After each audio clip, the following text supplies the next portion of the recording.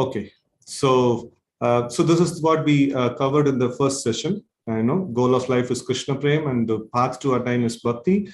And by executing Bhakti, we will cross all the stages from Shraddha to Prema. And then the best amongst all these processes is the chanting of the names of the Lord. So this is what we covered in the first session. Goal of life is Krishna Prem. Okay. There is another voice that came in. So anyways, and then by doing this, so we can actually proceed in the path and then attain the goal. And we cannot control Krishna, so we must offer prayers and Krishna will reveal himself. So these are all some basic things that we saw in the session 1. And in the session 2, we saw the effective sadhana. So effective sadhana means understanding the sambandha, that is understanding the identity of the holy name as non-different from Krishna, and chanting the primary names of Krishna. And that means the names of Krishna, which is in relation with his pastimes, with his dear devotees, and which deals with spiritual subjects, not his managing of the material universe, but which deals with spiritual subjects, right? And then chanting without offenses and namabhas. So when we do this thing, so that is an effective sadhana, and that can actually take us through different stages of bhakti. If you're not doing this, then we are not going to make progress in different stages of bhakti. We will not see the milestones crossing. We will be stagnant at certain place, right? So if we want to progress in bhakti, so then we should be careful about these aspects. Clearing our sambandha, and then chanting the primary names and avoiding offenses. Right? Okay. So now we see that next thing that we discussed is pure name is blocked due to anarthas and ignorance. And this is due to improper sambandha jnana. And now how do we understand this? If we don't have a proper understanding, just like if we are there in a dark room and then or a dark place, so we don't know where is a pitfall, where is what, and things like that, there is a good chance that we commit some mistake. So here in this material world, we are committing mistake. It is because of our covering of the reality. The reality is Shuddhanam, or reality is Krishna Prem. And because of we being pushed away from the reality, so we are not able to see things in a proper perspective, and we commit mistake, right? So this Sambandha Gyan, the revelation of the Sambandha Gyan is a very, very important thing. So we can get proper Sambandha Gyan by serving a bona fide spiritual master, and by his blessings, we will definitely be able to get, because he can award that clarity, right? So tad viddhi pranipatena pariprashnena sevaya upadekshanti te jnanam jnaninas tattva darshina. So the jnanis, or this great spiritual master, they are tattva darshi. They are able to see the Supreme Lord because they have a perfect clarity. They don't have any obstructions of offenses or namabhas. They are able to see the tattva, the supreme absolute truth, directly. And by serving them, and by their blessings, we will also get the similar kind of a darshan, right? So this is what is the this one, the path to attain the pure name, and the pure name is blocked by these two things, offenses and namabhas. So then we discussed about namabhas and its effects and its remedy, like how to come out of namabhas, and then the first offense to the holy name, and how to avoid that first offense. So this is what the content of the second session was. And now we will see what we are going to see in the third session. So the agenda is, so offenses to the holy name and its remedies. So the second, third, fourth, and fifth, 4 of them we are going to cover today. So offending the Lord by equating him with devatas, offending spiritual master, criticism of authorized scriptures, and interpreting the holy name. So these are all the offenses that we are going to discuss. What is the offense all about? And then what is its remedy? Just like yesterday, we discussed about sadhu ninda. So how did we discuss? So first of all, we discussed what it means to be a sadhu. And second, we discussed what it means to offend. And then third, we discussed what is the effects of such an offense. And then fourth, we discussed about what is the remedy of that offense. Remedy, if we have committed that offense, how to get out of it, right? So these are all the things we discussed. So in the same way, we will be doing all these offenses very detailedly, right? So the second offense is worshipping a devata independent of Krishna, thinking himself to be an independent of Krishna, right? So Sivasya Sri Vishnu ya iha guna nama di sakalam diya binnam pashet sa kulu harinama hitat karaha. Right? So this is from Padma Purana. So all the offenses that we have, the 10 offenses, it is from Padma Purana. Right?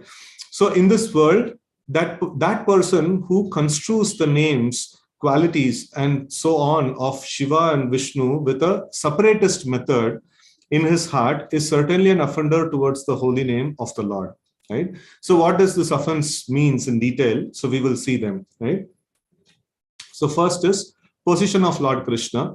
No, like position of Lord Krishna is supreme. He is supreme personality of Godhead, and he has a Swa Amsha. Swa Amsha means one's own part and parcel, one's very close expansions of his, which is non-different from him and more true. No, they which is non-different from Krishna. Right. So Swa Amsha is expansions of Vishnu, Narayana, and etc. So they are Vishnu Tattvas. They are supreme personality of Godhead himself with certain capacities, right? And then Vibhinna Amsha. Vibhinna means, like we know, like it is Binna, it is separated. Amshas. No, Amsha means his part and parcel. So everything that exists in the whole creation is part and parcel of Krishna, but some of them are very close to him and ekdam identical with him.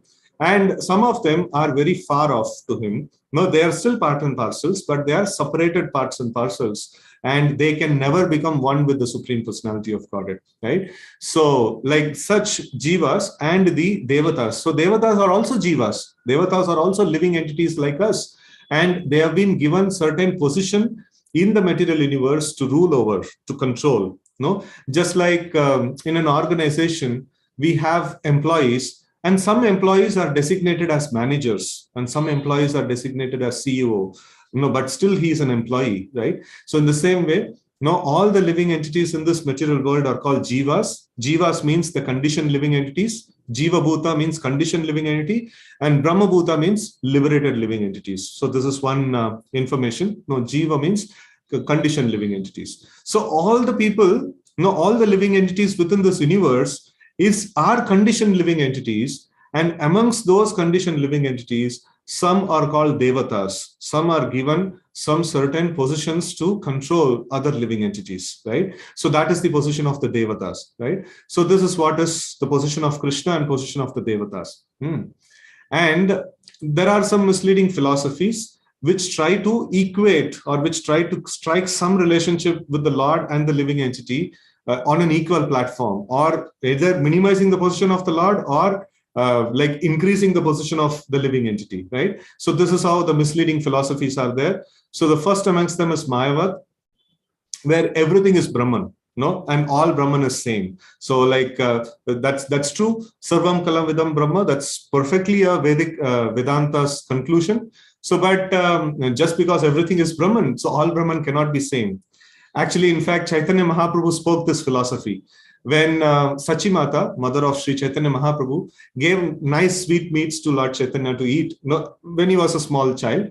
And Lord Chaitanya, instead of eating the sweets, he was eating, baby Nimai, he was eating the mud. And then when mother came, what are you doing? I gave you nice sweet to eat. Why are you eating mud? So then Chaitanya Mahaprabhu, small Nimai told, see mother, that is also made of earth, water, fire, air, ether, Panchabhuta, and this mud is also made of Panchabhuta. So you gave the sweets one form of Panchabhuta and I am eating another form of Panchabhuta. What is the problem? So then mother told, bachcha ko mayavad lag gaya. Just like, see some ghost attacks or something like that. So a Vaishnava mother will feel very much affected by this thing. So then she told, she started giving education to Nimai that, you see, this is Mayavad philosophy. This is not very good. If you eat this Panchabhuta, which is, I have made nice sweet meats, you will become healthy and strong. And if you eat this mud, you will fall sick. So it is not, it is true that everything is Panchabhuta, but some Panchabhuta you can eat and some you cannot eat. There is a difference. So this Vedic statement, Sarvam Kala Vidam Brahma, is perfectly right. Everything that exists is Brahman. Why? Because Krishna is that Brahman that exists and all other things exist are his energies, his spiritual energy, his marginal energy, his external energy, this material world. And the energy of Brahman is also Brahman, right? So in that way, Sarvam Kala Vidam Brahman, that is perfectly fine. But all Brahman is same. That is a mistake by Mayavad philosophy, right? So that is a mistake by Mayavad philosophy. So that is misleading us. So this is also coming under this particular offense, wherein minimizing the position of Vishnu to normal living entities. Oh, Vishnu is also Brahman, you are also Brahman. No, all are same. This is second offense, right? And then since Vishnu is everywhere, also in Devata, so we can worship Devata. It's like very nice, So Krishna tells that Krishna tells Devatas are my different bodily parts, my part and parcels. Like in my universal form, all these Devatas are different parts. It's a valid argument. I am just worshipping a part of Vishnu. So what is the problem? So then, Krishna says that this as avidhi purvakam. In Bhagavad Gita 9:23, yes, they are perfectly my parts and parcels. Yepi anya devata bhakta yajante shraddhayanvita tepi mam eva kaunteya yajanti avidhi purvakam. So he is telling that if somebody is Anya Devata Bhakta, he is a devotee of Anya Devata, he is also worshipping me only, but he is doing it in a avidhi purvakam, against the rules and regulations, in an inappropriate way. Krishna directly condemns that. So we should not just do like that. It's like government has put, like the electricity department has put a collection center where you have to pay your bills for electricity. And you say that, see, like that person is also an employee, and there is another lineman who is there, who's coming to repair your like broken line or something like that, and you pay the bill to him, and directly it goes to his pocket. And then you say like, no, I paid to an employee of electricity board. Then the electricity board says like, no, we will still cut. No, what payment you did is avidhi purvakam. No, it is not proper, right? And then another example that is given is like the food is eaten in through one hole of the body, through the mouth. So now there are so many other holes are there. Nose is there, eyes is there. I'll push the food in any hole. It doesn't work that way. That is avidhi purvakam, right? So that is not according to the vidhi. That is not according to the rules, right? So on the contrary, by worshipping Vishnu, all devatas are worshipped. That is vidhi purvakam. That is proper, right? Yatha taror mula nishechanena. Just like watering the root of a tree, all the branches, leaves, and twigs, everything will become flourished. So that is vidhi purvakam. Worshipping Vishnu, all devatas are worshipped. But worshipping devata, Vishnu is not worshipped. The vice versa is not true, right? So that is something to be noted. And then direct worshipping devatas, thinking that they are also supreme. They have some powers independent of Vishnu. This is against 10.1 of Bhagavad Gita, wherein Krishna says that Yadyat Vibhuti Mat Sattvam Srimaturjamaveva. Like he says that wherever you see any power in this world, like even I'm able to see, all of you are there in this call. I'm able to see, I'm able to speak. What is the source of this power? The source of this power is Yadyat Vibhuti Mat Sattvam Srimaturjamaveva.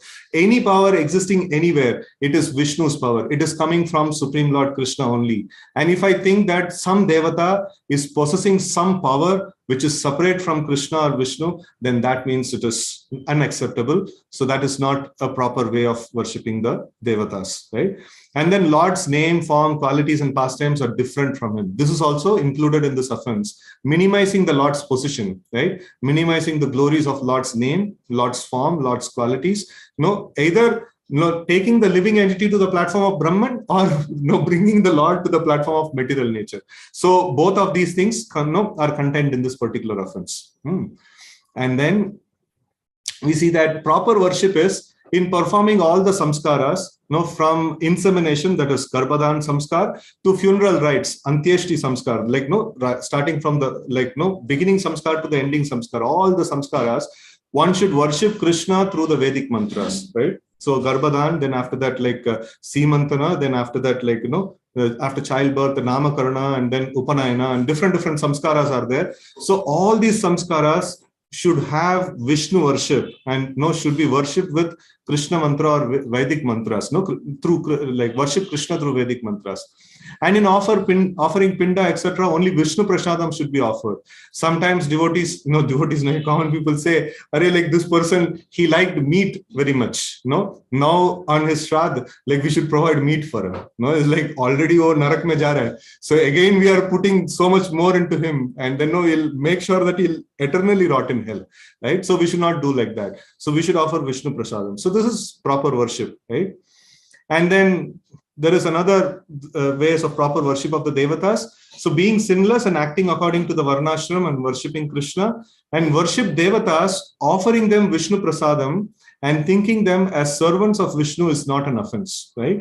So in the varnashram system, there is so many places, there is worship of devatas are recommended, but it is like properly worshipped. It is not like improper worship, thinking themselves to be independent and themselves to be having independent powers separate from Krishna.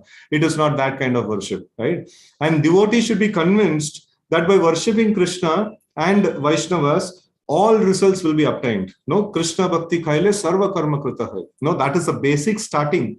No, we discussed in the stage of Shraddha, in the beginning stage, this is the basic starting point, that by worshipping Krishna, everything is achieved. No, in case if I have to give respect to somebody else, I have to give respect to him, knowing his connection with Krishna and what is his position, and then I have to offer respect and worship to him. Otherwise, I cannot, right? So it is very important that Krishna is the supreme and he should be worshipped, and anyone in connection with Krishna, knowing his connection with Krishna and how he is functioning in service of Krishna, we can offer him worship. No, if we don't know that, if we miss the connection with Krishna, then it is in Maya and we are not doing Krishna consciousness.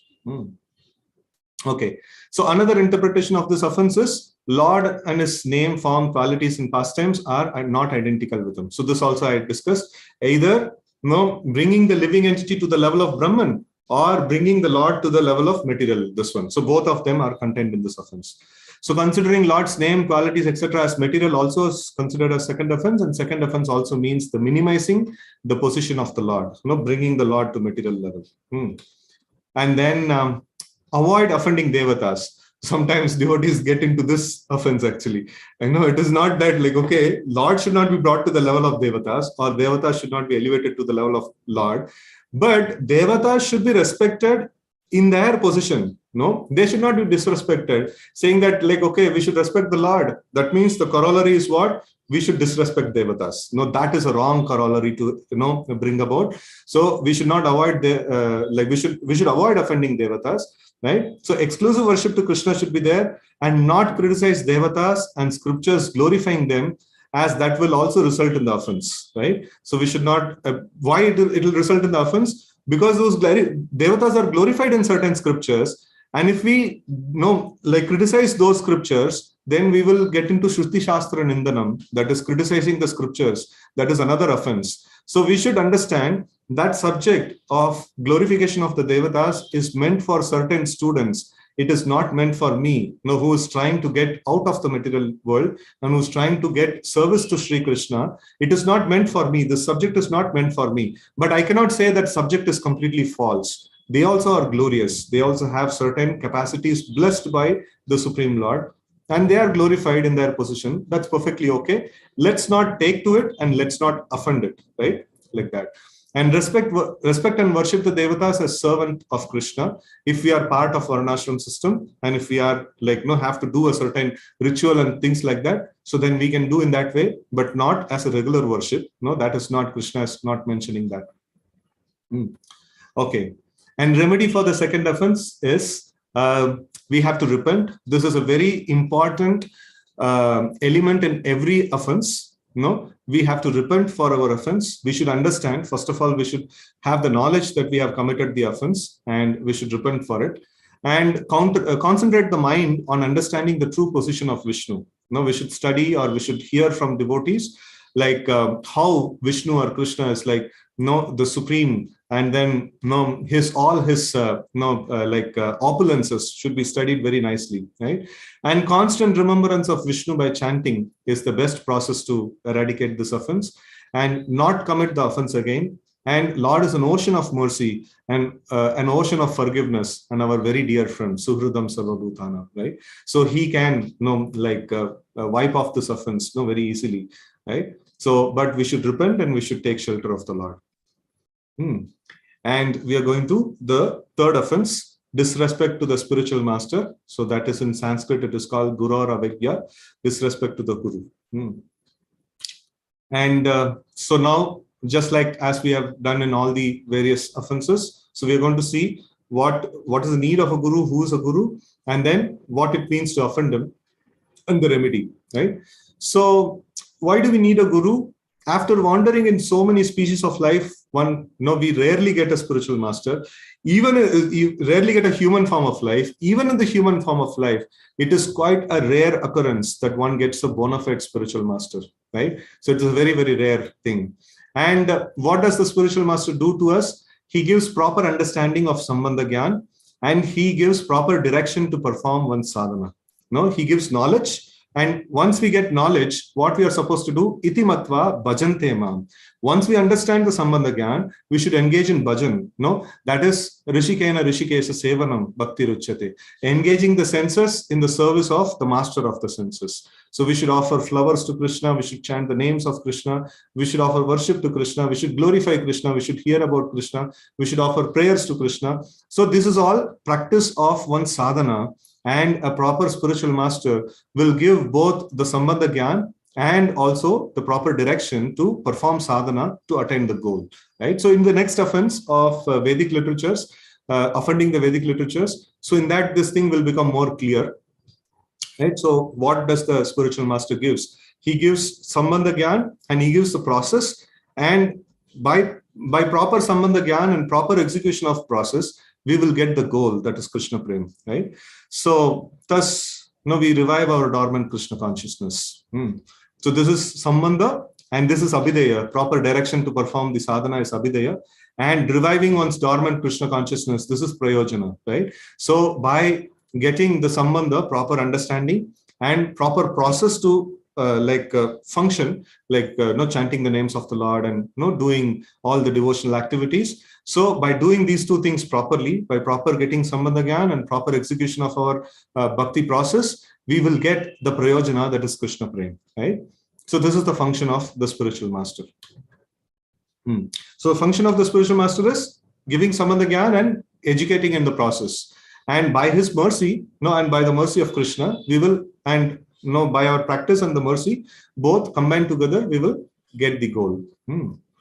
Okay. So Sambandha Gyan given by Guru is, it is not just theoretical bookish knowledge. In the question answer sessions also, we have been clarifying this particular point. It is realized knowledge. It's the way I perceive this world. It's the reality that I'm seeing, right? So when I see things, like when I'm seeing this mouse, like what I'm thinking, this is part and parcel of Krishna. That means good Sambandha Gyan is there. So if I'm seeing that, this is a material object, which I can use it for some, which I can exploit for my usage, right? So then it is very less Sambandha Gyan is there, right? So this is a practical perception. It is not some theoretical knowledge in the head, right? So like that. Okay. So the next aspect is that there are two types of spiritual masters. One is Siksha Guru, who gives the instruction, and there can be many Siksha Gurus. And there is Diksha Guru, who gives initiation, who initiates us into a process of Abhideya, right? So now, like the spiritual master, initiating spiritual master will give a service to us. Now he gives a service of chanting 16 rounds, avoiding the offenses, and following the 4 regulative principles. And then he asks us to do service. For example, my spiritual master asks us, please assist me in fulfilling the instructions which I've got from my spiritual master, that is Srila Prabhupada. So in this way, we get a generic instruction, and by hearing the lectures of the spiritual master, we get some specific instructions. So basically, we get a service, we get some Abhideya, right? And Siksha, Siksha also, the Diksha Guru also gives Siksha, and many other devotees also help us and give us Siksha. And what is the effect of the Siksha? Is we get Sambandha Gyan. and we get Sambandha Gyan and the process, Abhidaya. So by this combination of these two, we are all set to proceed towards our Prayojana, that is Krishna Prem, right? So both of them give Sambandha Gyan by teaching proper knowledge, Siksha, and engaging the disciple in service, right? So like, giving the Abhidaya, right? And blessing them with realization. So a devotee respects both of them equally. Right? So this is the position of the spiritual master, and these are the spiritual master, and we should respect them in this way, right? And the founding personality of the Sampradaya is the chief Shiksha Guru. Like for us, Srila Prabhupada is the chief Shiksha Guru. If anybody is instructing anything which is not in line with Srila Prabhupada's conclusion, then we should immediately reject. Because we are not shopping for Shiksha. We are not looking for who can give me better knowledge. We have been saved by this great personality and through his disciples and through his parampara, and we are wedded with this parampara. We are very much indebted to this parampara and Srila Prabhupada. So like, we don't shop for the some good knowledge here and there. So we always take shelter. We take shelter. We are not going and picking and choosing. We take shelter. So first we look for a bona fide spiritual master and we take shelter. And once we take shelter, we are under his shelter, and whatever he can provide to me, that is what is mercy upon me, right? That's what is his mercy upon me. And I should be grateful and I should serve him eternally, right? So that is the meaning of taking shelter. And the founding personality of the Sampradaya is the chief Shiksha Guru, right? And the Sampradaya, it is a very important thing. It is not that me and my spiritual master. So it is not like that. The Sampradaya is always very, very important. All devotees in the Sampradaya shall be loyal. Shall means it's a very enforcing kind of a word. Shall be loyal to the conclusions of the founder. Accept Siksha and Diksha in the same Sampradaya. Failing to do this will result in this third offense of Guru Avagya, right? So if I shop for a spiritual master who's probably more, I'm just thinking that he's more advanced than Srila Prabhupada, and I'm taking shelter of him. It's like it's a big blunder in our life, right? So we should never do this thing. And then a worship of the spiritual master, not thinking Guru as an ordinary personality or an ordinary living entity, meditating about Sri Guru as dear servant of Krishna, especially empowered by Krishna and one's eternal spiritual guide. These 3 points are very important. I'll just repeat them. Meditate about Sri Guru as dear servant of Krishna, right? So we sing this in our morning Sansaradava prayers. Nikunja, what is that? Suddenly I'm just forgetting. Can somebody help me with this one? Ratikeli Siddhyai. Okay. No, wait. Little bit you can remind. Nikunja means like, the means the divine couple, Sri Radha and Krishna. So they are enjoying their pleasure pastimes in the Nikunja, in the grooves of Vrindavan. And so like Ratikeli Siddhyai, Ratikeli means there wonderful pastimes are happening, and to help them, assist them in perfecting those pastimes. All the gopis, all of them are as assistants. They are actually helping them, and my spiritual master, and Srila Prabhupada. So they are assistants of these gopis and these sakhis, and they are performing very confidential service to the Supreme Personality of Godhead. So to remember him, that's the meaning of the Sansaradava prayers, right? So remembering them in this way. So they are Ati Dakshyat, they are very, very expert, Ati Vallabhasya. So they are very amazingly, they are serving, like the Supreme Lord Sri Krishna and his, pastimes. In his pastimes, they are assisting the servants of the Supreme Lord. So, meditating on them as dear servants of Krishna, and especially empowered by Krishna, how they are how can we understand this particular point? They are distributing the holy name, they are empowering, they are investing the power into people to chant these holy names and to get realization, right? So if we are not progressing in Krishna consciousness, then we will doubt this point.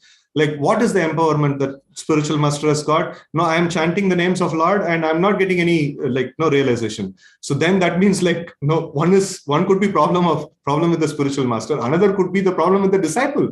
So the disciple is not following the principles very clearly. He is not like properly getting the Sambandha Gyan with proper service, and no, he is not doing his Abhidaya properly. And then he is telling the spiritual master is not empowered. No, that's not right. Spiritual master is empowered. How to test this? If we chant the pranam mantras of the spiritual master, and if we note down and execute the instructions of the spiritual master, and then make our life in such a way that I am a servant of my spiritual master, and every single action of my life is meant to execute his instruction. And with that kind of like mood and attitude, when we try to serve and then see, if we don't get result, then we can say that, okay, the spiritual master is not empowered. But if we don't do this thing properly, so then we will not get the result. So by seeing the result in our own life, we can actually understand, no, this is not possible. This is not something, this realization or this taste in the holy name is not possible by my endeavor, right? So this understanding of Krishna consciousness is not possible by my endeavor. It is the pranam mantras.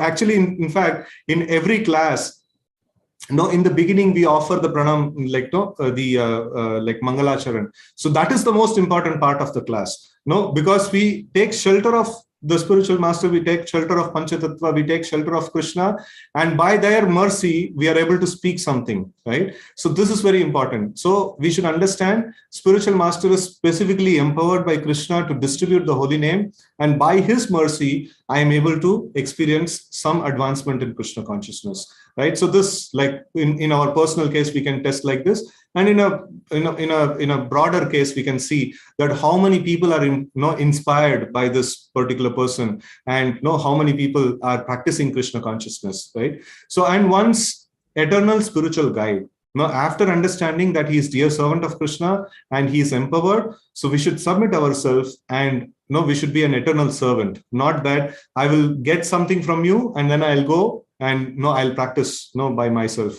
Today morning, somebody was telling, Vaishnava Aparadh happens. So we'll come in the association of Vaishnavas, we'll learn everything nicely, and then we'll go some far off place and practice. In that way, we can avoid Vaishnava Aparadh. That's not the proper understanding. We should be their eternal servant, and we should accept them as our eternal spiritual guide. Right? So first honor Shri Guru, take his permission, and then worship Krishna. And remember Guru while chanting the names of Krishna, right? So we chant the pranam mantras of spiritual master, we chant pranam mantras of Srila Prabhupada, with lot of reverence and with meaning, understanding the meaning of them. Like Krishna Prasthaya Bhutale, he's very dear to Krishna. And then like the pranam mantra describes the primary activities of the spiritual master. Meditating on them, and then with reverence we take these names, or we take the pranam mantra and then praying to them. I am struggling so much. Please give me your mercy. Please give me access to chant the names of Krishna. Right? So then the spiritual master will bless the disciple. Right? Okay. So disrespecting the spiritual master.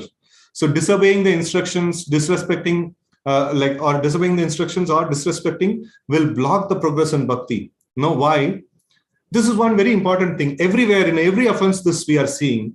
Why? Because if you carefully analyze, all the offenses are coming to one single point. Krishna and his parts and parcels are very dear to him, and especially the spiritual parts and parcels, like his expansions, like Vishnu and personalities like that, and his devotees, and his like the holy dham and his paraphernalia and his holy name. All of them are very dear to Krishna, right? So these are all very dear entities to Krishna. And if we disrespect them, Krishna will be displeased. And if Krishna is displeased, immediately bhakti will be retracted. We will not have bhakti. So when we go near Krishna, so in one lecture, my spiritual master gives this example. If we tell to Krishna, Krishna, I like you very much. I want to be with you, but I don't like the cow which is there next to you. Then Krishna will say, get lost. No, this is a package. I like this cow. I like my devotees. I like my dham. I like my name. Everything I like. If you don't like any one of them, get lost. Bhakti will be retracted. Right? So it's a very, very important thing. So disobeying the instruction or disrespecting the spiritual master will block the progress of bhakti, because we just studied spiritual master is very dear to Krishna. and disrespecting him, Krishna will not like and he will retract bhakti. Always respect Guru, Krishna and Vaishnavas, and devotees having unflinching faith in the Guru will certainly receive the prema through holy name, right? So this faith in the spiritual master is very important. It's not that I'll get some instruction and I'll practice on my own. No. So it is not like that. Always, remembering, whatever advancement I'm getting, whatever taste I'm getting, whatever bliss I'm getting in Krishna consciousness, it is because of the mercy of the spiritual master. Though he may be in faraway place, though he may be doing his preaching work somewhere and things like that, but still, because I am clinging on to the spiritual master, I am chanting his pranam mantras with reverence, I am following his instructions, because of which the spiritual master is pleased and Krishna is pleased, and I have been blessed with the knowledge, and I have been blessed with advancement. So this is the proper aspect, and we become grateful to them. The moment we become ungrateful, immediately everything will be retracted. So it will not be retracted, it will be covered. Basically it will be covered. So again, we will feel that we are in the material plane. We are again not able to see things connection with Krishna, right? So everything appears to be different. Binna drishti, like Binna Drikpit is mentioned. So if we see everything as different from Krishna, that means Krishna has withdrawn his mercy. If we are able to see everything in its connection with Krishna, that means Krishna has so showered his mercy upon us, right? Okay. When can a guru be rejected? So when he loses his qualification due to some asat sangha, if the spiritual master, who is a qualified spiritual master, who is knowledgeable and who is very advanced, but due to asat sangha, this can happen, due to asat sangha, he loses his qualification. Due to committing nama aparad, by asat sangha, next thing is nama aparad. So due to committing nama aparad, guru may become hostile, guru may become against the Vaishnava principles and lose taste in the holy name. This can happen. And one should reject such a guru and accept a spiritually well-situated guru and take up pure chanting of the holy name again. And when to reject a guru, it is not left to the disciple, in the bewilderness. So there are many other senior devotees are there. If a spiritual master falls, all the senior all the senior devotees of the community, so they will actually help. They will actually save the disciple. So never it's a problem, right? So the Supreme Lord is trying to rescue the living entity through various spiritual masters. And we should be eternally indebted to the spiritual master. But if the spiritual master falls away from the path, so then we should take a proper spiritual master again and we should practice. And we should always remain grateful to the previous spiritual master, who has lost the path, right? So because of his mercy, we did make some advancement, right? So we should be grateful to them. And once having accepted a qualified guru, if one disrespects him or rejects him, wrongly thinking that he's fallen, something like that, and then one commits a grave offense, by that even the devatas can drop to hell, right? So it is very important that when we go closer to Krishna, there are many other dear entities of Krishna who are also close to Krishna, and we should know how to respect him properly, right? So that is why with proper advancement, we should aspire to go closer to Krishna, right? So if advancement is not there, we can practice at a far distance, no problem. But when we make advancement, when we get this proper, proper sambandha and proper way of respecting all dear entities of Krishna, then we can go closer to Krishna, right? Okay, and service to Guru. So one should respect all the personal paraphernalia of the Guru and not step over them. One should not worship someone else in presence of Guru, which minimizes the Guru's position. Treat him as Lord and Master. So he is our, practically he is the Supreme Personality of Godhead for us, in the form where we can render service and where we can accept instructions. So he is our Lord and Master and we are his servants, right? And obey his words, utter Guru's names with reverence, right? So we should take the spiritual master's pranam mantra and spiritual master's name with a lot of reverence, right? We should not take in a funny manner, we should take it with a lot of respect and reverence. And always act in a way to please the Guru and chant the holy names. Thus one will attain perfection in his life, right? Okay. And remedy for third offense. So if we at all offend a spiritual master who is well situated, then this is the remedy. If by bad association or contact with false literature, one happens to reject such a bona fide spiritual master, Nama Guru, who has imparted the glories of the holy name and taught the chanting of the Hare Krishna mantra, one should immediately give up the bad association and literature and in sorrow approach the feet of one's Guru. The Guru, being all merciful, will reinstate the disciple through the holy name, will bestow prema, right? So the spiritual master is always, always merciful, and he will accept the disciple and he will again reform him, right? Okay. So now we go to the fourth offense, that is Shruti Shastra Nindanam, criticizing of authorized scriptures. Okay. So this is like we see that there are, why do we have to have scriptures at all? No, we have four defects of the living entity. So that is Brahma, Pramada, Vipralipsa, and Karanapatava. So Brahma means mistaken perception or tendency to commit mistake. And Pramada means tendency to become illusioned. And Vipralipsa means cheating. And Karanapatava means like imperfect or limited senses. So because of these four faults, a conditioned living entity can never get proper knowledge. No, he can never see proper knowledge, right? And then Lord, due to the four defects, we cannot understand even the material world properly. There is no chance of understanding spiritual knowledge unless for mercy of Krishna. So Krishna being merciful, like he has revealed the spiritual truths through the Vedas. So now in the past, we have been studying like that, just by reading Vedas, it is not like sufficient. We will not get the knowledge.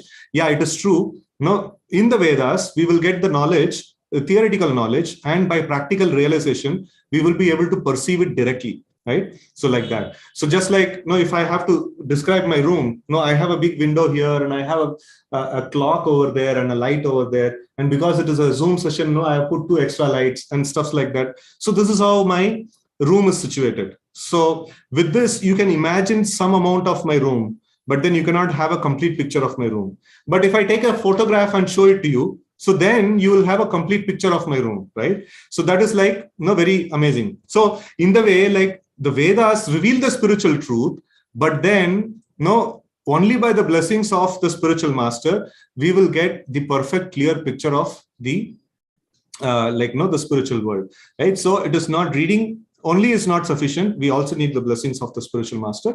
But as a matter of subject, we are studying that Vedas contain the spiritual truths, right? Okay. So now subject of the Vedas, the subject of the Vedas are Sambandha, Abhideya, and Prayojana, right? So these are the 3 subjects of the Vedas. This is the components of all the Vedic system, all the Vedic knowledge that is available. So now this Sambandha, this is another full seminar altogether, Dashamula Tattva, so which is again another book by Bhaktivinoda Thakur. But then we are going to see a very simple aspect of this, 10 subjects of the Vedas. So what are the simple aspects? First is Pramana. Pramana means what is our source of knowledge. So Pramana is Vedas. Vedas are our ultimate authority, and anything which is against the Vedas, we simply reject them, right? So Vedas are our ultimate authority. That is the first subject of the Vedas itself, right? So to accept the Vedas as the ultimate authority. And then there is second, third, and fourth subject is Krishna is Supreme Lord, Krishna is full of energy, and Krishna is Rasa himself. That means Krishna is Raso Vai Saha. He is Rasa, right? So the Supreme Absolute Truth is like full of all wonderful mellows and relationships. That is the second, third, and fourth principle. That is establishing Krishna's position. And fifth, sixth, and seventh principle is that living entity is marginal. Because he is marginal, he can fall into the material world. And because he is marginal, he can also get back to the spiritual world, right? So this is the next 3 tattvas. And then the 8th principle is Lord is simultaneously one and different from his energies. The Lord is, Krishna is Krishna, and the material world is also Krishna simultaneously, and he's simultaneously one and different from his energies, right? So that is also an important subject of the Veda. And the process of Abhideya means after understanding all these things, what I am supposed to do, that is very important. What I'm supposed to do, I am supposed to chant the names of Krishna. I am supposed to worship Krishna. So if I have already come to the stage, don't worry, the above stages are almost it is taken care of. We have come to the point of serving the spiritual, like serving the Supreme Lord. No, Rishikena Rishikesa Sevanam. So we have come to that point. So then that is Abhidaya. That is a process that we need to do for attaining the goal. And the goal is Krishna Prem. So this very same thing we have been discussing in many different angles. So no, we should not be confused with these things. So this is the sum total of the Vedic literatures. If we know these things, we know all of the subjects of Vedas. This is the complete understanding of the Vedic knowledge, right? So Bhaktivinoda Thakur is very, very merciful. Like Vedas are so vast. Vyasadeva is merciful. He made it to Vedanta Sutras. And Bhaktivinoda Thakur is even more merciful. He just put 10 points. If you understand these 10 points, you know the whole of the Vedic literatures. It's so merciful, the Acharyas are. And we have summarized it even more here, right? So, okay. Understanding the Vedas. So approach a bona fide spiritual master well-versed in Vedic conclusions, and one who, so that is how we will be able to render service to the spiritual master, and then we understand, So upadekshanti te jnanam jnaninas tattvadarshina, right? And one who criticizes the Vedas, which is the source of all knowledge, is a serious offender to the holy name, right? So then from where do we understand the holy name? The subject matter is from the scriptures. And that only we are criticizing. So then we become offender to the holy name, right? So, and we have different systems of philosophy. We will not get deeper into it.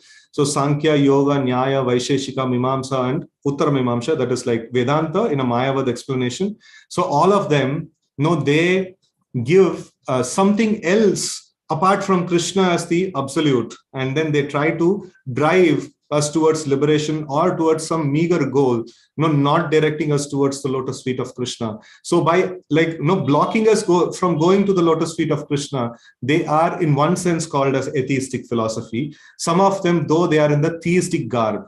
Theistic garb means they accept the Vedic literatures. If they accept the Vedic literatures, they are called theistic philosophies. But the end they are taking us to is an atheistic conclusion, right? So not allowing us to take us to the lotus feet of Krishna. So this is 6 systems of philosophy. This is again a big subject. But those who study the purports of Srila Prabhupada, you can be sure that you know all these 6 systems of philosophy. Because Prabhupada, knowingly or unknowingly, you will understand all these things, because Prabhupada systematically presents all these 6 systems of philosophy in his purports and then defeats them, right? So in that way, those who are well read in Prabhupada books, they know all these philosophies and they know how to defeat these philosophies.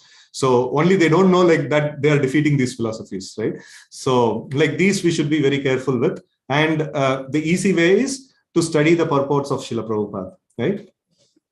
And then we have Charvak's materialism, beg, borrow, steal, eat ghee, So that is this one. So that is materialism. Your material enjoyment is the ultimate perfection. Buddhism is Shunyavad, and Mayavad is is like Mayavad, it's becoming one with the absolute truth. So these are all atheistic philosophy, means they are diverting us from surrendering unto the lotus feet of Krishna. So that is why they are called atheistic, in the Vaishnava perspective, right? So, and then atheistic philosophies, all these atheistic philosophies are offensive to the Vedas, thus devotees should avoid them. Except for Buddhism, Buddhism outrightly rejects scriptures. It's okay. And Charvak also means maybe little bit they take the scriptures, but Buddhism outrightly rejects the scriptures. They are proper atheistic. Not a problem. We can very easily understand they are atheistic. But many of other things, they actually accept the scriptures and twist the meaning of the scriptures to bring about some other end apart from the lotus feet of Krishna. Apart from surrendering to the lotus feet of Krishna. So they are more dangerous, right? So when we accept those kind of conclusions, we commit the 4th offense. That is the offense to the Vedic scriptures, right? And then direct teachings of the Vedas is chanting of the names of the Lord. In every Vedic mantra, Om is preceded, and Om, Krishna claims that it is his name. Om is also name of Krishna. So in this way, the essence of all the Vedic literatures is to chant the names of the Supreme Lord. What is the time now? Okay. So if we commit the 4th offense, Shruti Shastra Nindana, so then this is the remedy. If one commits the Shruti Ninda, one should be repentant. That's the component of every offense. And offer his respects to the scriptures. with devotion, one should offer flower and tulsi leaves to Srimad Bhagavatam and the Vedas. The Srimad Bhagavatam, being the essence of the Vedas and the incarnation of Krishna, is certain to give its boundless mercy. No, Krishna is merciful, and Srimad Bhagavatam is also merciful. So we should we should pray to the scriptures. No, please, forgive my offense towards you. Right. So when every day morning, we should start our morning like this. Praying to the spiritual master, please forgive my offense. Praying to the scriptures, please forgive my offense. So please allow me to chant the names of the Lord with taste. Right. So we should pray in this way. And then the fifth offense is interpreting the holy name, Tatvartavado, Harinamni, Kalpanam. So this is the offense, thinking the prices of the holy name to be imaginary. Oh, this holy name is like simply for praising, they have just simply exaggerated. No, so that is not very proper. So why should we not think like that? So here we see why there is a possibility of committing this offense. Because in scriptures, karma and jnana are glorified in an exaggerated position so that people who follow them may have some faith in them. Oh, so that means some portion of the Vedic literatures are exaggeration. No? Are we making this point? If we make that point, this does not mean that some aspect of the scriptures are false. If we think like that, some aspects of the scriptures are false, that will lead to the fourth offense. No, that is Shruti Shastra Nindana. No, Hare Krishna Mataji, like you can chant at another time. No, you can focus on the class, right? Okay. So, like this does not the scriptures glorify them, karma and jnana in a limited context. Like we need to understand the scriptures in that particular context, right? So just like it is in elementary mathematics, 3 minus 5 is a wrong problem, right? So 3 minus 5 is a wrong problem because like 3 is there and the child is asked to fold 5 fingers, and the child will say only 3 fingers are there. Where will I hold the 5 fingers? So then the teacher may say it is a wrong problem. So some things may be told, for a particular context and for a particular purpose, right? So we should not think that exaggeration as false. No, it is needed at that point in time, right? So like glorifying the karma and jnana, to a very amazing levels. It is needed at that point in time, so that the practitioners may follow. That is not a false this one of the scriptures, right? And then in the higher order of mathematics, everything is properly taught. In the same way, glories of the holy name are not exaggerated. So glories of the holy name are absolute, as it is non-different from Krishna, and there is nothing superior to the holy name which can override its glories. Now, for example, karma is there, and that is glorified to an extent superior. No, that's okay. No, it is possible and it is understandable. But holy name and the Lord is a pinnacle, and there is nothing more than that is there. How will you even glorify the holy name? Something more. There is nothing more exists to exaggerate. That is the pinnacle of all the glories, right? So it is not mentioned just to inspire people to take up chanting. These glories are real. And what are these glories of the holy name? So chanting of the holy name is higher than the material fruits, obviously. Any material wealth or power or position, it's much, much higher. It's higher than meditation. It's higher than pious activities of philanthropy and things like that. It is higher than knowledge. The pinnacle of all the knowledge is a person can undeviatedly chant the names of Krishna. So that is the pinnacle of all the knowledge, right? So knowledge means if somebody can chant the names of Krishna clearly and hear clearly, that means he is a knowledgeable person, right? And then, chanting of the holy name is higher than material goal. It is higher than any vows. It is higher than peace, renunciation, right? So it is the highest form of devotion, purest inclination of the jiva, attraction to the holy name is the purest inclination of the jiva, and expression of highest love. If you want to show highest love to Krishna, so chanting of the names of Lord, and supreme method of remembrance of the Lord, and cause of all causes. The Lord is cause of all causes, non-different from the Supreme Lord, and is thus most worshipable, being the ultimate spiritual guide and deliverer. This is the glory of the holy name, which is better than anything else, and it is the even amongst the devotional practices, this is considered to be the Golokera Premadana Harinam Sankirtan. This is the greatest wealth, greatest treasure even in Krishna's treasury, right? And then what holy name can give? It can give the highest about Goloka Vrindavan. It can give the highest peace.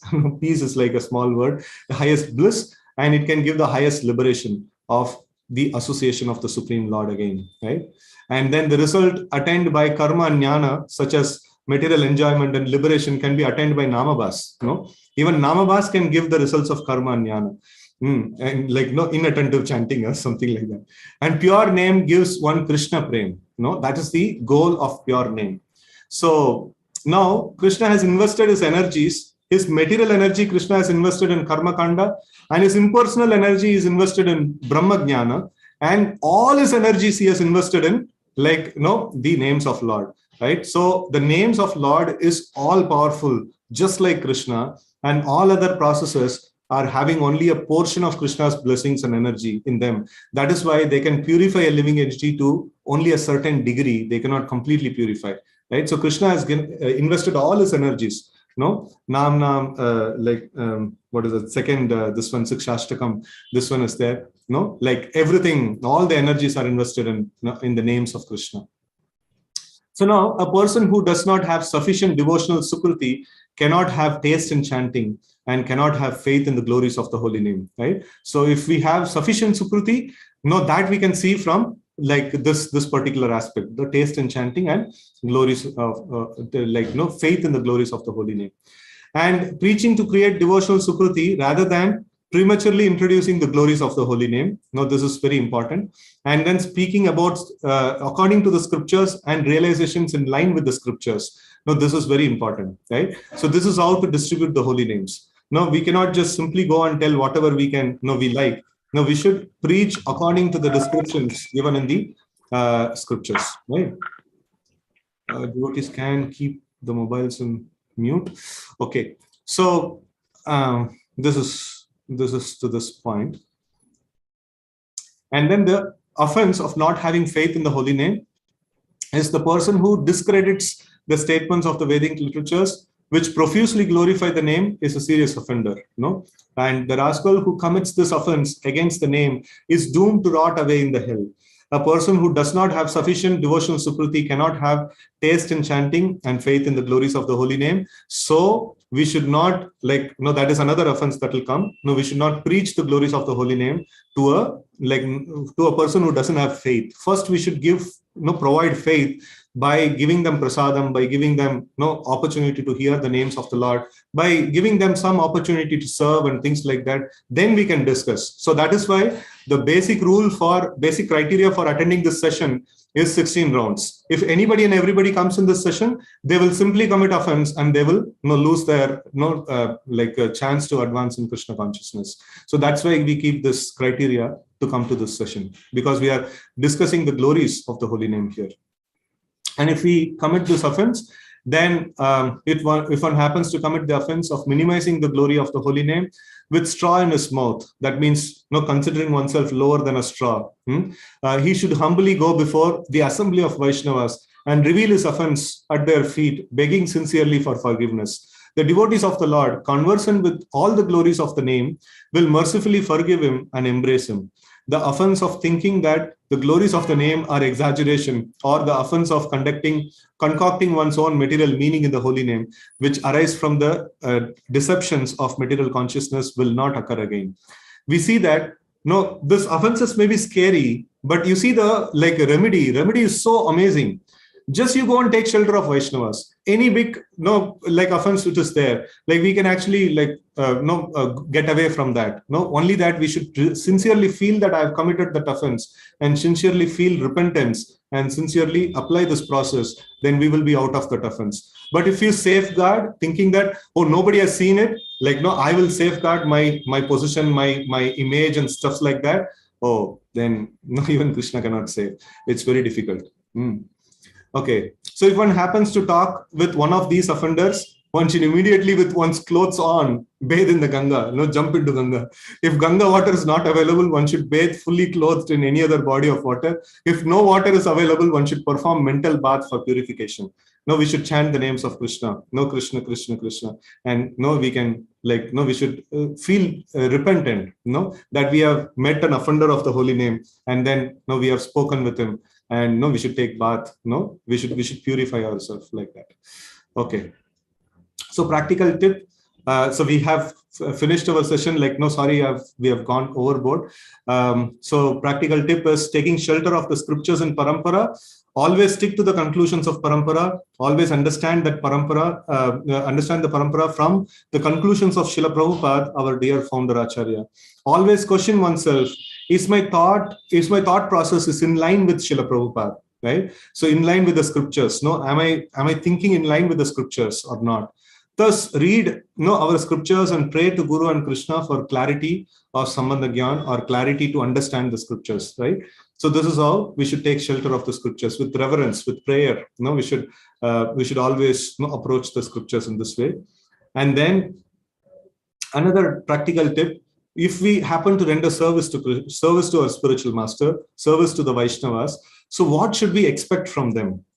Here Sanatana Goswami is setting a very amazing example in his first meeting with Lord Chaitanya. He says, out of your causeless mercy, you have delivered me from the materialistic path. Now, by the same causeless mercy, please tell me what my duty is. What is my duty? What should I do? And who am I?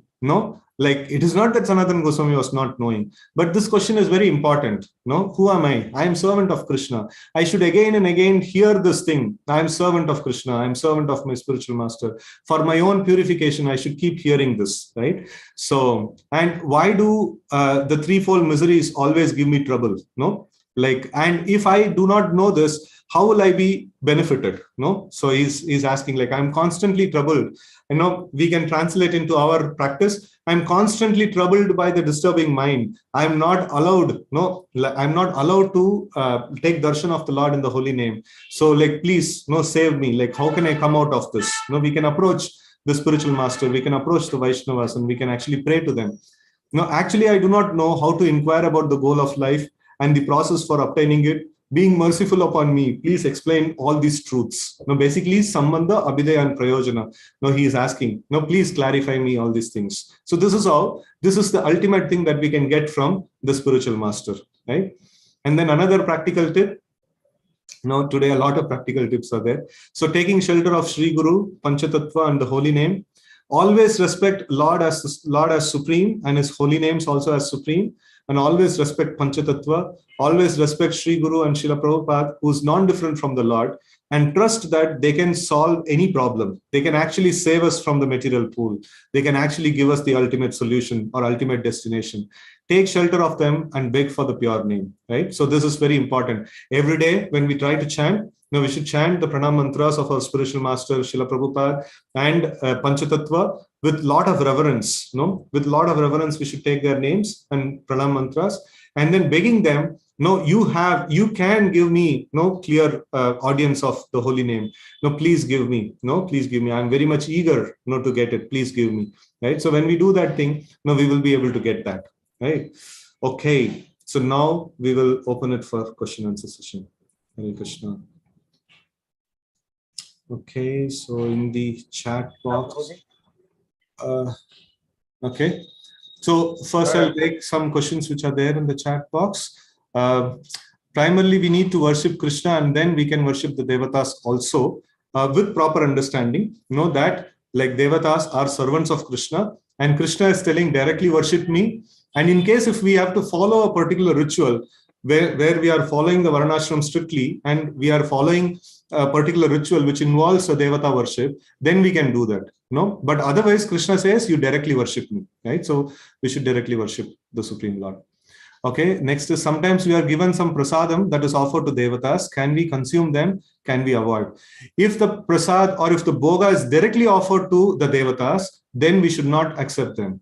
If it is first offered to Krishna, and as Krishna prasad it is offered to the Devatas, then it is proper worship of the Devatas. The Devata also would have consumed it. Otherwise, if it is not Krishna prasad, Devatas are Vaishnavas. Why will they accept bhoga? They will never accept bhoga. They'll say, this is not offered, I will not touch. And the Devata worshipper is thinking, I kept the plate in front of Devata, and it is Devata's prasad. No, it is bogus. No, Devata will never accept that prasad. No, maybe some Bhut Pret will accept that prasad and we'll get Bhut prasad. Right? So if we avoid then does it make an offense to the devatas? No, because they have not accepted it. So if you avoid, they also avoid it, you also avoid it, right? And then how we execute samskaras properly without pure brahmana, and in Yuga Dharma, Harinam is enough. Okay, so we have the samskaras book, and the devotees, for devotees, Sanatan Goswami has compiled the Hari Bhakti Vilas, and there are devotees, like many of our devotees have performed samskaras. Like we have nice pujaris like our Hema Chaitanya Prabhu, and few devotees are there, like who can be contacted, and they'll be very happy to perform samskaras. And it'll be very nice, those devotees amongst us who have got Brahmanical inclination, if you can take second initiation and if you can perfect these samskaras, you can actually serve the community of the devotees by performing these samskaras. This is also a very nice service, right? So we can do that. And if founding personality is Chief Siksha Guru, then Sri Madhvacharya should be Chief Siksha Guru. Is that a correct understanding? No, like there is in that case, if we see Madhvacharya is a Sampradaya Acharya, after that, we see that in the Parampara, Lord Chaitanya appears, right? So he's a very prominent personality. After that, there is many prominent personalities come and they establish the Sampradaya, and then Bhakti Siddhanta Saraswati Thakur, he also established. And Srila Prabhupada is a predicted Acharya in the scriptures. He is Senapati Bhakta of Sri Chaitanya Mahaprabhu. He is not any Tom, Dick and Harry to start a Sampradaya, right? So he is an empowered Acharya and he has created his own branch of Sampradaya, and we should be sticking on to him as the ultimate conclusion, because we also differ from Madhvacharya. We don't accept Madhvacharya's Tattvavad completely. No, so we Sri Chaitanya Mahaprabhu has taken something from Madhva's conclusion, something from Ramanuja's conclusion, and he has brought about so much of reform, and he has given the ultimate this one. In Madhvacharya's Parampara, by the wish of the Lord, Sri Madhavendra Puri, who appears, who actually shows this ultimate conclusion, which Sri Chaitanya Mahaprabhu wanted to actually display. And that Sri Chaitanya Mahaprabhu accepts, right? So that is why we should not be mistaken that we also belong to the Tattvavad Sampradaya. No, we are not. No, we are not. So Madhvacharya is our Sampradaya Acharya, but then our prominent, this one starts from Sri Chaitanya Mahaprabhu. We belong to Gaudiya line. We belong to the conclusions given by Sri Chaitanya Mahaprabhu. In that specifically, we are followers of Rupa Goswami. In that specifically, we are followers of Bhakti Siddhanta, Bhakti Vinod Thakur, Bhakti Siddhanta Saraswati Thakur, and Srila Prabhupada. So this is our line, and we should be very much sticking on to our line. We should see this line through the eyes of Srila Prabhupada, right? So this is our proper understanding. And then Asat Sangha Tyaga A Vaishnavachar, but if we see Mahaprabhu's disciple, I forgot his name also, associated with women and wore a log of gold, etc., but self-realized. With our contaminated senses, how can we know which is the real Asat Sangha? Okay, this is the this one, our Ramananda Rai, who is a great Vaishnava. That's why, it is better that neophyte devotees associate with, some senior devotees whom they can relate with. Very exalted devotees, we cannot understand what they are doing, and we will become we just avoid, and we hear from this one. We hear from realized devotees. There is another instance where, Gadadhar Pandit. He sees what is the spiritual master's name? Pundrik Vidyanidhi.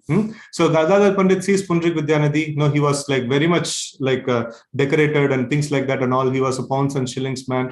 So he was committing a mental offense, but then immediately Vaishnava Sangha, Murari, who was there with him, he immediately understood that he's committing an offense and he's saved, right? So we are not alone.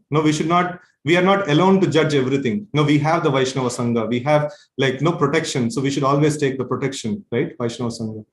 And how can we make stand Prabhupada with our Siksha Gurus? That is why he is preeminent Siksha Guru. He is most preeminent. If our other Siksha Gurus or Diksha Guru are not speaking in line with Srila Prabhupada, we should reject them. So that is, we are not making Srila Prabhupada on equal level with other Siksha Gurus. We are what are the advantages of chanting in Namaparad stage? Namaparad stage, the complete thing is blocked, no, we are not getting any trace of this one. So Namabhas starts giving some this one some advantage.